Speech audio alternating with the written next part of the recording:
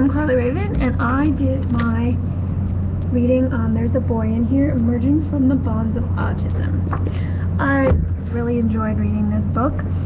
I work in the school system right now, and I have worked with a student that has autism, so it was great to reflect some of the aspects that Sean is having in this story to my real life personal situations.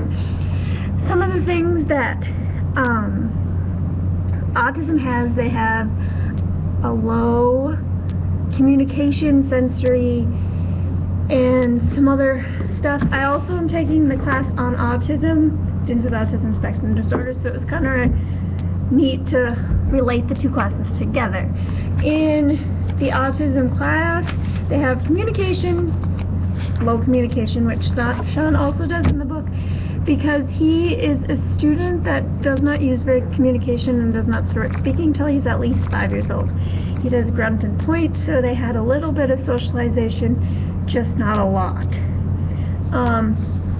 They also have really weird interests, which Sean also does have in the book. He's interested in like TV signals and the letters, like I guess KZZY is our radio station, but the letters, and he likes to relate them together and how they all work together, which is really unique for him. He also is interested in cause and effect. He would drop crayons down the radiator just to see how far things would fall and other things like that. Autism also does have very unique sensory issues. So we have our 5 senses that we think of. There's actually 7 that they talk about, and there are your taste, sight, hearing. I'm trying to think of the other couple here. Hold on a second.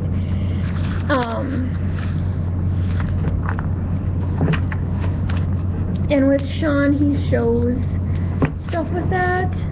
Taste, touch. They have vestibular, which is posture and stability.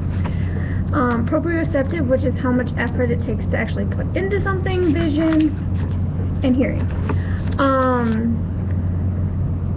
And smell. People with autism are considered picky eaters. So they also often have limited foods that they'll consume, and with Sean, it's starches. He likes starches. He doesn't like fruit, vegetables, or anything like that.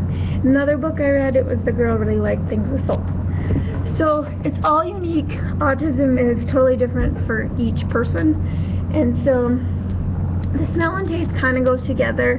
He really doesn't discuss any smells that he really has. It's more the taste of foods that he likes, and he likes bland, and he doesn't like the over flavors. So like bread is very bland. He doesn't want peanut butter or jelly or anything mixed with it. It's just bread.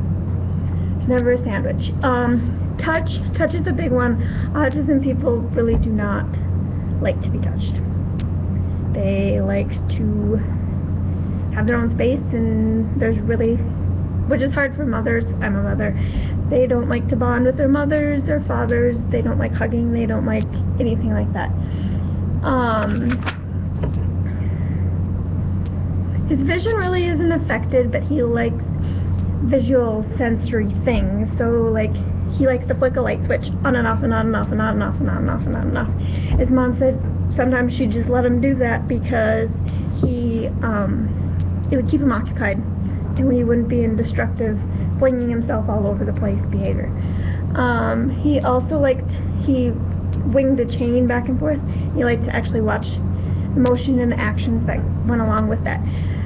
So going into education, you really have to watch the sensory issues that are in your classroom, because there's a total opposite.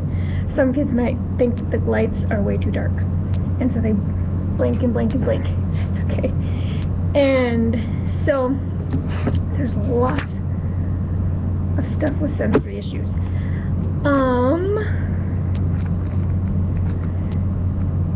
Sean is unique. He overcame autism. He was able to actually have a life afterwards, and he got a 4-year degree, which actually a lot of people that are autistic can go to college and then they're very smart and intellectual.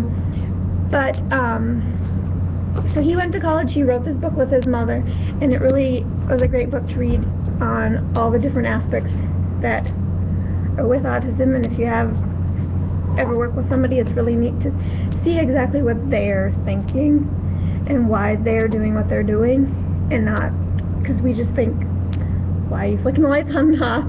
But he really was distracted with his sensory issues, and a lot of times it's hard for us to say just control your behavior, and it's hard for an autistic person to actually control it. They want to control it, but they can't. So that's the main difficulty with autism.